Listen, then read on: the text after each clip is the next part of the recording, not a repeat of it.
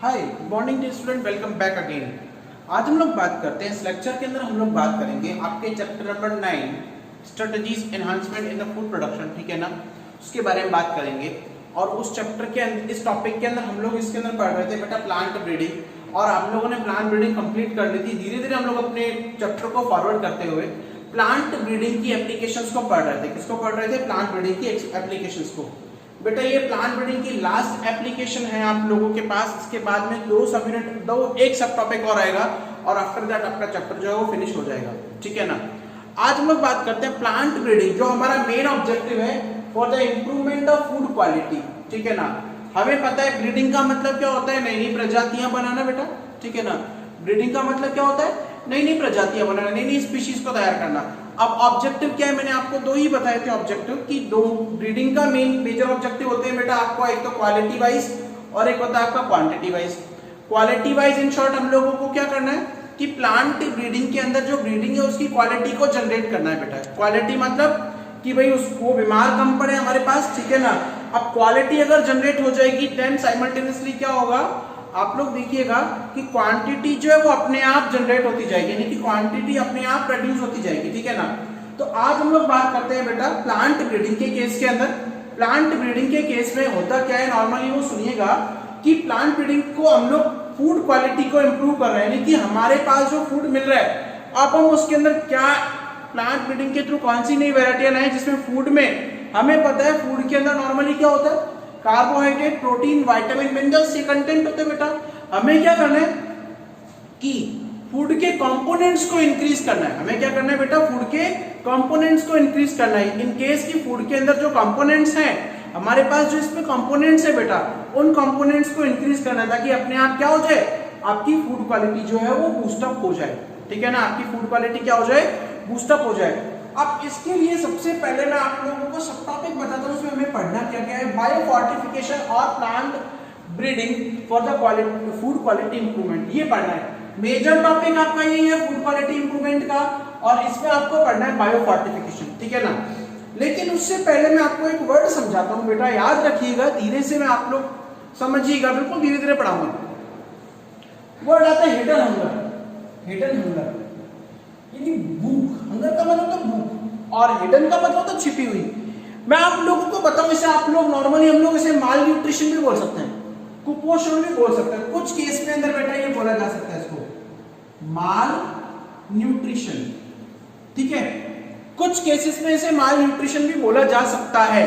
लेकिन बात करें क्यों सर, कैसे, तो मैं आप लोगों को बताऊं, more than 840 millions of people है ना बेटा, कि वर्ल्ड में एक बहुत बड़ा नंबर है लोगों का कि वो अपनी डेली जो आप लोगों की डाइट होती है, ठीक है, जो अमीर लोग हैं, मैं आप लोगों को बात बताता हूँ, वो तो ठीक है, अपने प्रोटीन कंटेंट, अपना carbohydrate content, oil content, minerals content को कंप्लीट कर देते हैं थ्रू द फ्रूट और वेजिटेबल्स वगैरह, ठीक है। लेकिन जो गरीब लोग हैं जिन्हें 2 टाइम की रोटी बहुत मुश्किल से मिल रही है, ठीक है, अब 2 टाइम की रोटी बहुत मुश्किल से मिल रही है, वो तो क्या है कि एक टाइम मेहनत कर रहा है तो एक टाइम की रोटी कमा के लेके आ रहा है, दूसरे टाइम मेहनत कर रहा है तो दूसरे टाइम की कमा के लेके आ रहा है। और ब्रीडिंग का हमारा मेन मोटिव यही कि भाई पॉपुलेशन जो बढ़ रही है डे बाई डे, हमें क्या है उस पॉपुलेशन की फीडिंग कैपेसिटी को, फीडिंग क्वालिटी को क्या करना है, या फीडिंग रिक्वायरमेंट को फुलफिल करना है, ठीक है।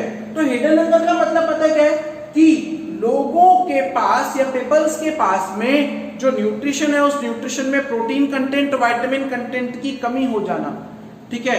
यानी एक बहुत बड़ा एरिया है आपकी पॉपुलेशन का जो क्या कर रहा है, जिसको प्रोटीन प्रॉपर अमाउंट में नहीं मिल पा रही है, खाना तो वो खा रहे हैं, ठीक है, लेकिन जो वो खाना खा रहे हैं उसकी क्वालिटी इतनी डाउन मार्केट है कि वो क्या है कि उनको ना तो प्रोटीन मिल पा रहा है। अब प्रोटीन नहीं मिल पा रहा तो बेटा शरीर में कमियां आती है, ठीक है ना। आपका कार्बोहाइड्रेट नहीं मिल पा रहा बेटा, तो कार्बोहाइड्रेट से क्या एनर्जी नहीं मिल पा रही है, okay. Then in that case हम लोग क्या करें, अब कार्बोहाइड्रेट नहीं मिल पा रहा है तो उसे एनर्जी नहीं मिल पा रही है, ठीक है ना। मिनरल्स नहीं है तो उसे बॉडी की फंक्शनिंग पूरी नहीं हो पा रही है, तो इसे आप लोग क्या बोलते हो, क्या, हिडन हंगर, यानी the deficiency of macro and micro nutrients. Majorly it is considerable amount of the micro nutrients, ठीक है ना। Deficiency of macro and micro nutrients, macro और माइक्रो न्यूट्रिएंट्स की डेफिशिएंसी जो है it is collectively known as hidden hunger. उसे आप लोग कलेक्टिवली क्या बोलते हो, हिडन हंगर। हिडन हंगर मतलब छिपी हुई भूख, छिपी हुई यानी कि वो खाना तो खा रहे हैं लेकिन उनके शरीर को पूरा नहीं मिल पा रहा, ठीक है, उनके शरीर को पूरा नहीं मिल पा रहा, तो क्या है, अब ये क्या है देखना कि अब इनकी प्रोटीन वगैरह की कमी हो जाए तो these peoples are suffering from the lacking of macronutrient. ठीक है, दैट इज नोन एज आप लोगों का क्या, हिडन हंगर। तब हिडन हंगर को, अब सुनना मेरी बात, अब असेंशियल मैक्रोन्यूट्रिएंट्स और माइक्रोन्यूट्रिएंट्स है, जैसे आयरन है, आयरन क्या है, नॉर्मली ब्लड को बनाता है। विटामिन ए क्या है कि हम लोगों की आंखों की रोशनी के लिए जरूरी है। विटामिन सी क्या है, हमारी इम्यून पावर के लिए बेटा बहुत जरूरी है। तो ये विटामिन का और जिंक वगैरह का अगर डाइट में एब्सेंस हो जाते हैं, जिंक वगैरह जो है आप लोगों के आयरन है, विटामिन कंटेंट है, अगर ये डाइट में एब्सेंट हो जाते हैं तो डायरेक्टली क्या होता है, आप लोगों के पीपल्स की बेटा जो ग्रोथ होती है ना, जो उनकी मेंटल ग्रोथ है आप लोगों की और फिजिकल ग्रोथ है, दोनों ग्रोथ जो है बेटा वो डाउन आ जाती है। और जब एक बार ग्रोथ डाउन आ गई, देन इन दैट केस क्या होगा बच्चे कि उस केस में जो पॉपुलेशन है, जो लोग हैं, उनके अंदर भूखमरी और कुपोषण का शिकार हो जाएंगे। इसे ही आप लोग क्या बोलते हो, हिडन हंगर। इसे हम लोग क्या बोलते हैं बेटा, हिडन हंगर। अब बात करते हैं कि बेटा सुनिएगा मेरी बात, अब इसे बूस्टअप करने के लिए एक टॉपिक आता है आपके पास, बायोफोर्टिफिकेशन। तो हिडन हंगर के बाद हम लोग बात करते हैं breeding of crops with a higher level of. अब हमारा मेन ऑब्जेक्टिव क्या है भाई, हिडन हंगर को रिमूव करने के लिए कि हम क्रॉप की ब्रीडिंग करें, क्रॉप की ब्रीड्स तैयार करें, फसलों की प्रजातियां तैयार करें of crops with high level of vitamins. भाई high level of vitamins, vitamins का कंटेंट हमें फूड में बढ़ाना है। ठीक है, हम लोग ठीक है फूड बना रहे हैं, ब्रीड बना रहे हैं, लेकिन हमें ब्रीड ऐसी बनानी है जिसके पास में हाई विटामिन कंटेंट हो, हाई मिनरल कंटेंट हो, ठीक है, हाई प्रोटीन कंटेंट हो एंड हेल्दीएस्ट फैट हो। ठीक है, तो बायोफोर्टिफिकेशन जो है वो इसका एक अल्टरनेटिव सोर्स निकल कर आता है कि बायोफोर्टिफिकेशन है क्या, breeding of crops with high protein level, high vitamin content, high mineral content and high healthier fat is known as biofortification. Fortification का मतलब होता है, फोर्टिफाइड होता है बेटा बूस्टअप करना, बढ़ाना। ठीक है ना, बूस्टअप करना या बढ़ाना। अगर आप लोग ऐसे भी कह सकते हो, it is a process of developing crops. ठीक है, कि ये क्या है कि प्रोसेस है of developing crops with high protein content, high water content, high minerals content, higher vitamin content. Okay, then it is known as biofortification. जैसे आप लोग क्या बोलते हो, बायोफोर्टिफिकेशन। अब बायोफोर्टिफिकेशन हम लोग कर तो रहे, लेकिन उसके ऑब्जेक्टिव क्या है, ऑब्जेक्टिव्स क्या है बेटा बायोफोर्टिफिकेशन के, वो सुनिएगा, याद कीजिएगा। ठीक है भाई, बायोफोर्टिफिकेशन हम लोगों ने देख लिया कि एक मेथड है जिसमें आप लोग प्लांट की ब्रीड बना रहे हो, प्लांट की क्या बना रहे हो, ब्रीड बना रहे हो। अब वो ब्रीड आप किस लेवल में बना रहे हो, विटामिन को इंक्रीज करके बना रहे हो, प्रोटीन कंटेंट को इंक्रीज करके बना रहे हो, आप लोग मिनरल्स को इंक्रीज करके बना रहे हो, ठीक है, हेल्दियर फैट को इंक्रीज करके बना रहे हो। तो इन दैट केस होता क्या है बायोफोर्टिफिकेशन का, वो सुनिएगा। बायोफोर्टिफिकेशन का मेन ऑब्जेक्टिव है plant breeding is undertaken for the improve nutrition quality. ठीक है, कि इसमें प्लांट ब्रीडिंग जो है वो की जाती है for improved nutrition quality, nutrition quality को इंप्रूव करने के लिए। ठीक है, of plant of following are the main objective, यानी कि इसमें प्लांट की क्वालिटी को हम लोग इंप्रूव कर रहे हैं, नो डाउट कर रहे हैं। ठीक है, अब ऑब्जेक्टिव ऑफ इंप्रूविंग की ऑब्जेक्टिव बेटा कौन कौन से होते हैं वो सुनिएगा। Protein content and quality. Basically मैंने आपको बताया था कि हमारी बॉडी के लिए प्रोटीन जो है वो बिल्डिंग ब्लॉक की तरह काम करता है। ठीक है, प्रोटीन क्या है, बिल्डिंग ब्लॉक की तरह काम करता है। अब बिल्डिंग ब्लॉक की तरह काम कर रहा है, यानी कि वो क्या कर रहा है, हमारे शरीर के अंदर क्या काम आ रहा है कि प्रोटीन बिल्डिंग ब्लॉक, यानी कि शरीर को बढ़ाने का काम कर रहा है। मैं बात करूं, अब आपका क्वेश्चन आएगा कि सर आप बता तो रहे बिल्डिंग ब्लॉक, लेकिन प्रोटीन है कहाँ? आप लोगों की स्किन के अंदर प्रोटीन पिगमेंट है, आपकी बोन्स में प्रोटीन होते हैं, ठीक है, आपके हेयर में प्रोटीन कंटेंट है, आपके ब्लड में, आपकी मसल्स में, आपकी आईज में प्रोटीन है, इवन बॉडी के हर एक पार्ट में बेटा प्रोटीन होता है। ठीक है ना, तो protein are the building block. तो हम क्या करें, ऐसी ब्रीड बनाएं जिसे प्रोटीन की क्वालिटी और क्वांटिटी, अब कंटेंट मतलब क्वांटिटी, कंटेंट का मतलब क्या है यहाँ पर, क्वांटिटी और क्वालिटी। अब क्वांटिटी तो ठीक है बढ़ा दिया हम लोगों ने, अब अनटिल अननेसेसरी आप कोई ऐसा प्रोटीन बना रहे हो जिससे क्या है कि कोई फायदा नहीं हो रहा है, तो वो कोई मतलब का नहीं है, तो क्वालिटी भी बढ़ानी है। ठीक है, फिर आता है ऑयल कंटेंट एंड क्वालिटी। भाई दूसरा ऑब्जेक्टिव है, अब हमें पता है हेल्दियर फैट किस में आते हैं, ऑयल्स किस में आते हैं, फैट में आते हैं, तो ऑयल का कंटेंट भी हमें बढ़ाना है। जैसे आपकी ऑयल वाली किस्में है, मस्टर्ड वगैरह, सरसों वगैरह है, तो सरसों के अंदर हम लोगों को क्या है, नॉर्मली लोग ऑयल वगैरह खाते हैं, तो सरसों में क्या है, हम लोगों को ऐसी फसल तैयार करनी है जिसके दाने में ऑयल बहुत ज्यादा निकले। समझ में आ रहा है ना बेटा मैं क्या कह रहा हूँ? ठीक है। अगर हम लोग बात करें सोयाबीन की, तो सोयाबीन वगैरह से भी ऑयल निकलता है, ठीक है ना। विटामिन कंटेंट, विटामिन कंटेंट के अंदर आपकी जो ये आती है फ्रूट्स वगैरह आते हैं, तो फ्रूट्स की ऐसी किस्में तैयार की जाए जिससे उनके अंदर विटामिन कंटेंट जो है वो बढ़े, ठीक है ना। माइक्रोन्यूट्रिएंट, अच्छा माइक्रोन्यूट्रिएंट क्या है ये याद कीजिएगा। माइक्रोन्यूट्रिएंट्स हैं, these are the nutritive compound, लिख लीजिएगा अगर आप लोगों को नहीं पता है तो। These are the nutritive compound that are essential for the body, ठीक है। ये न्यूट्रिटिव कंपाउंड है जो शरीर के लिए जरूरी है, but they required in a very few amount, लेकिन वो क्या है, बहुत ही कम मात्रा में जरूरी होते हैं शरीर के लिए, ठीक है। इसे आप लोग क्या बोलते हैं, micro, that's why they are named as micro. Micro होता है बेटा छोटे, अब छोटे यहाँ पर कोई साइज नहीं है, यहाँ पर माइक्रो का मतलब है बेटा अमाउंट से। किससे मतलब है, अमाउंट, किससे मतलब है, अमाउंट से।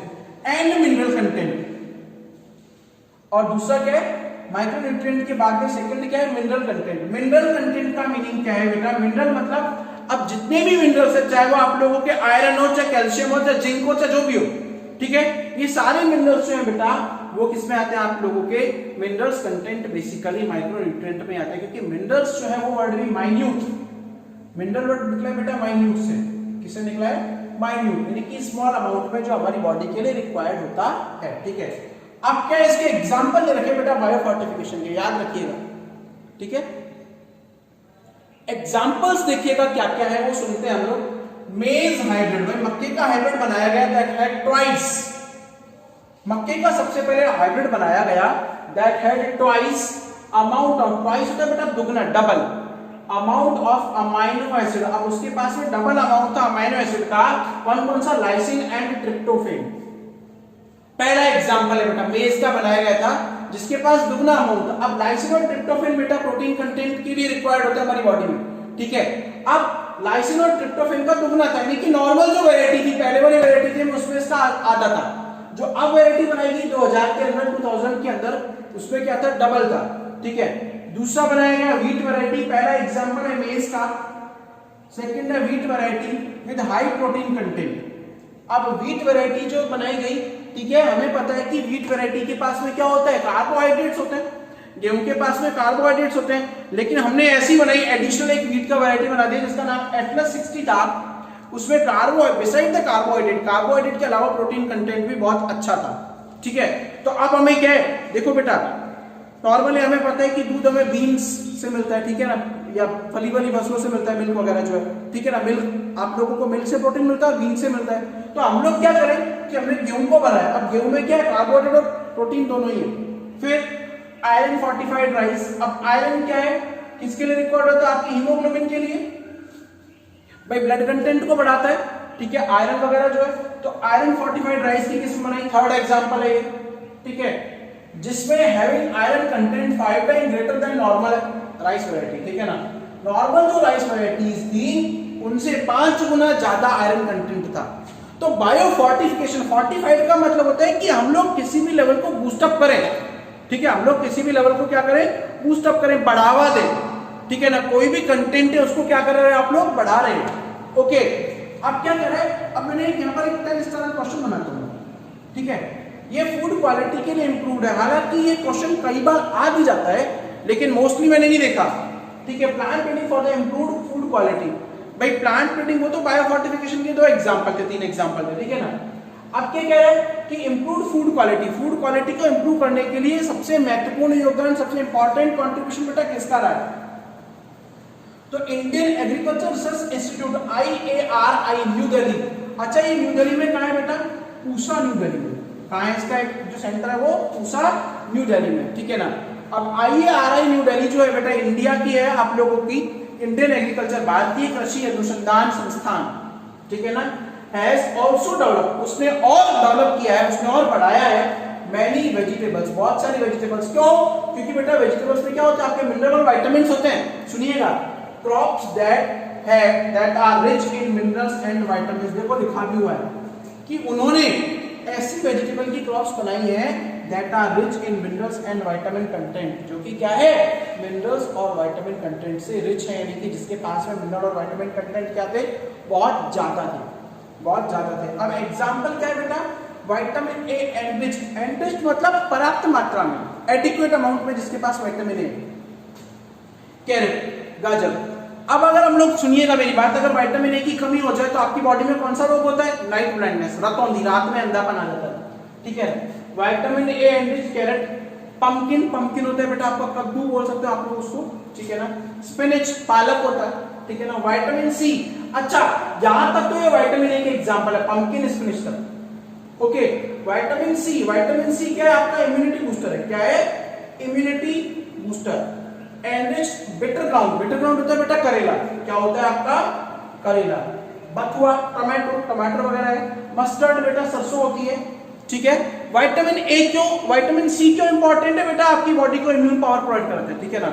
सी स्टैंड फॉर सिट्रिक एसिड, ठीक है ना, सिट्रस फ्रूट में होता है, जो खट्टे फल है उनमें होता है, ओके। अब कैल्शियम, अब ये बेटा यहां तक तो विटामिन की बात है, मिनरल्स की बात है, कैल्शियम एंड आयरन दोनों इंपॉर्टेंट है। कैल्शियम हमारी बोन्स के लिए रिस्पॉन्सिबल है, आयरन किसके लिए, आपके ब्लड के लिए इंपॉर्टेंट है। एनरिच एंड स्पिनच, बथुआ एंड प्रोटीन, और प्रोटीन एनरिच बेटा बीन्स, बीन्स होती है बेटा फली वाली, जहां पर या जो फसलें जिनमें फली लगती है, जैसे मटर में बेटा फली लगती है, सोयाबीन में फली लगती है, ठीक है ना। तो बीन्स होती है बेटा फली वाली जो फसलें होती है वो बीन्स, जैसे ब्रॉड लबलब होती है, ठीक है ना। French and garden peas, okay, French और गार्डन पीस, इनको पढ़ाया गया है, समझ में आया। तो फूड क्वालिटी के अंदर हम लोगों ने क्या पढ़ा, बायोफोर्टिफिकेशन पढ़ा। बायोफोर्टिफिकेशन का मतलब क्या होता है कि आप लोगों का जो फूड में फूड के कंटेंट है, carbohydrate, protein, fat, vitamin, minerals, इनको क्या करना, बढ़ाना। लेकिन अब क्या कह रहे हैं कि बायोफोर्टिफिकेशन का ऑब्जेक्टिव क्या थे, प्रोटीन कंटेंट और क्वालिटी को बढ़ाना, फैट कंटेंट और क्वालिटी को बढ़ाना, वाटर कंटेंट और क्वालिटी को बढ़ाना, विटामिन कंटेंट और क्वालिटी को बढ़ाना, और माइक्रोन्यूट्रिएंट्स और मिनरल कंटेंट और क्वालिटी को बढ़ाना, ठीक है ना।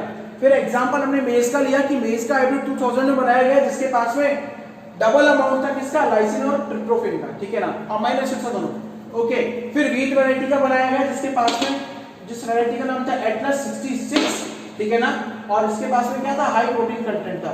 आयरन फोर्टिफाइड राइस बनाया गया, जिसके पास क्या था, 5 गुना ज्यादा आयरन था नॉर्मल राइस वैरायटी से, ठीक है। फिर प्लांट ब्रीडिंग जो है इंप्रूव फूड क्वालिटी के लिए बनाई गई, उसमें क्या था, IARA न्यू दिल्ली ने डेवलप किए थे मिनरल्स और इसके लिए, ठीक है। फिर उसके बाद हम लोगों ने इसके सारे एग्जांपल्स पढ़े, ठीक है ना बेटा, ठीक है, समझ में आया आप लोगों को।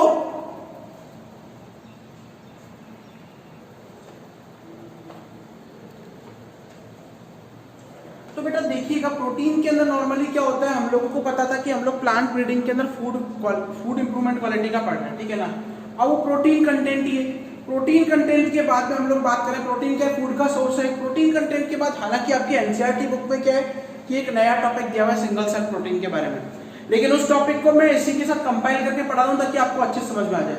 सिंगल सेल प्रोटीन, पहले तो नाम के ऊपर जाइएगा, यानी वो प्रोटीन जो सिंगल सेल ऑर्गेनिज्म से बनता है, ठीक है ना, कि these are the protein content, these are the protein product that are obtained from the single cellular organism, यानी कि सिंगल सेलुलर ऑर्गेनिज्म से जो आप लोगों के प्रोटीन कंटेंट बन रहा है उसे आप लोग क्या बोलते हो, सिंगल सेल प्रोटीन, ठीक है ना।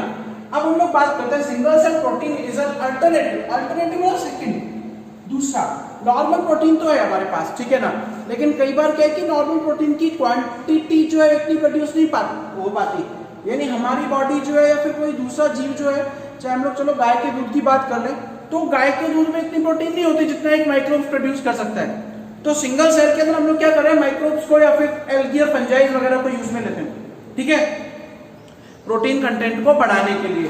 तो it is an alternative protein, ये एक अल्टरनेटिव प्रोटीन है, कोई दूसरा प्रोटीन है सोर्स, यानी प्रोटीन का सोर्स है for the animal and human nutrition, जो किसके लिए काम में आता है, एनिमल्स के और ह्यूमन के न्यूट्रिशन के लिए काम में आता है, ठीक है ना। जो एनिमल्स के और ह्यूमन के किसके लिए काम में आ रहा है बेटा, न्यूट्रिशन के काम में आ रहा है। अब यहाँ पर ये मेन सोर्स तो नहीं हो सकता, ठीक है, अल्टरनेटिव मतलब दूसरा सोर्स है।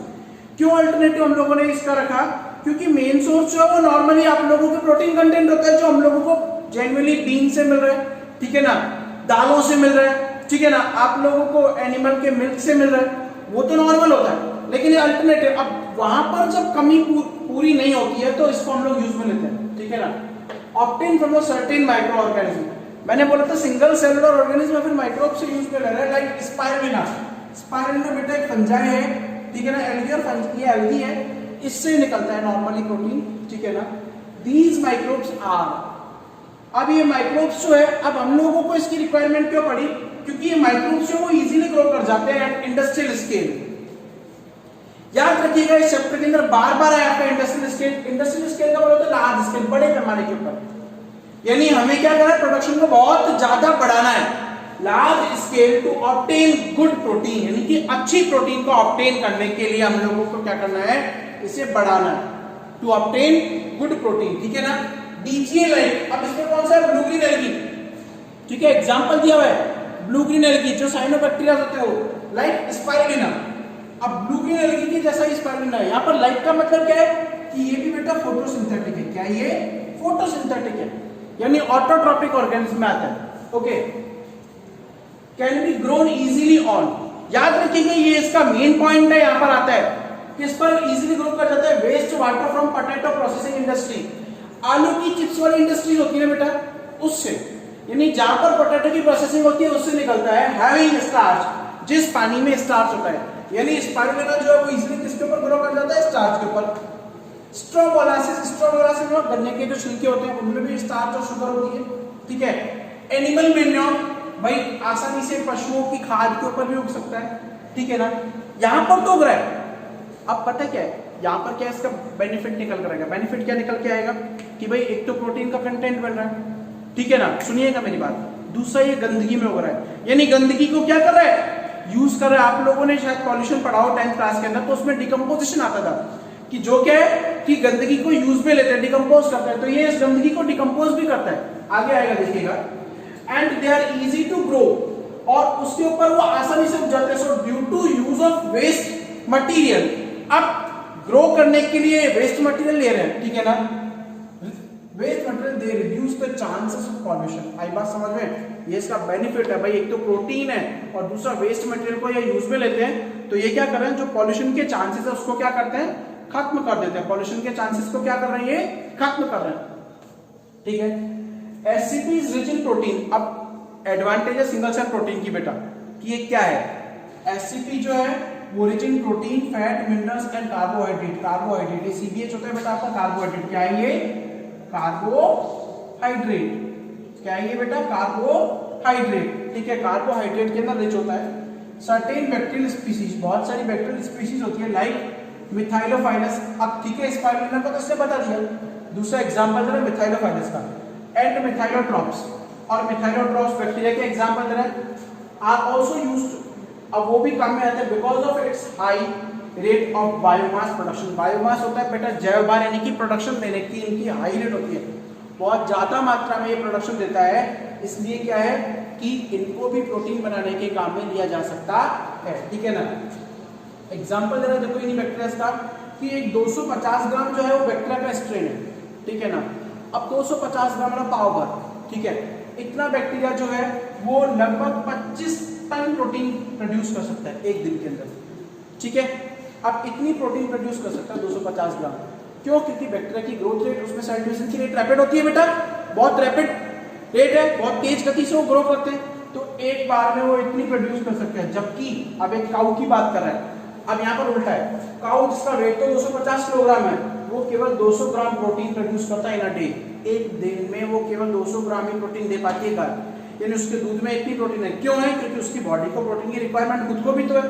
तो ये क्या कह रहा है कि हम लोग क्या करते हैं, सिंगल सेल प्रोटीन, मतलब आप लोग सिंगल सेलुलर ऑर्गेनिज्म को यूज ले रहे हो लार्ज स्केल के ऊपर, आगे ना बेटे देखो लार्ज स्केल का मतलब, ठीक है। अब क्या कह रहा है, फिर एक advantage, single cell protein help to fulfil the demand of food. अब हम लोग क्या करें कि ये प्रोटीन जो है, ये जो फूड है आप लोगों का जो भोजन है उसकी डिमांड, ग्रोइंग पॉपुलेशन के पास में जो फूड की डिमांड है उसको भी पूरा करने में सिंगल सेल प्रोटीन क्या करती है, हेल्प करती है, उसको भी पॉपुलेशन को पूरा करने में क्या करती है, ये हेल्प करती है, ठीक है, ठीक है ना बेटा, ओके, थैंक यू। नेक्स्ट इसके बाद आपका टिश्यू कल्चर आएगा बेटा, लास्ट टॉपिक है इस चैप्टर का, वो हम लोग नेक्स्ट पढ़ेंगे, ठीक है, नेक्स्ट वीडियो के अंदर पढ़ेंगे, ओके, थैंक यू।